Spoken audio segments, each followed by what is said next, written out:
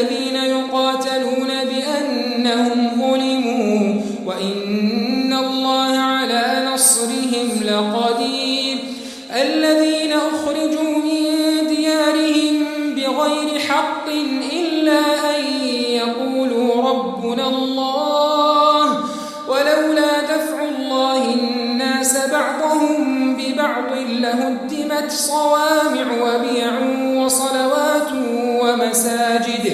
ومساجد يذكر فيها اسم الله كثيرا ولينصرن الله من ينصره إن الله لقوي عزيز.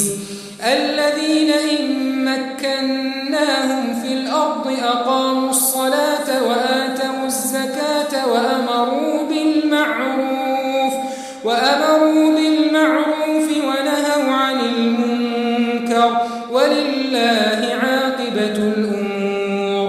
وإن يكذبوك فقد كذبت قبلهم قوم نوح وعاد وثمود وقوم إبراهيم وقوم لوط وأصحاب مدين وكذب موسى فأمليت للكافرين ثم أخذتهم فكيف كان نكير.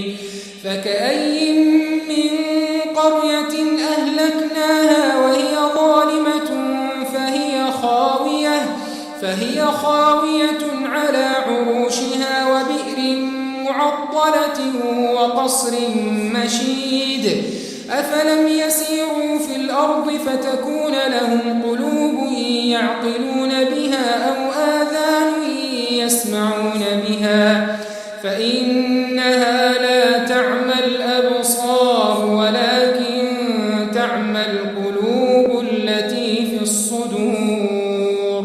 ويستعجلونك بالعذاب ولن يخلف الله وعده وإن يوما عند ربك كألف سنة مما تعدون. وكأي من قرية أمليت لها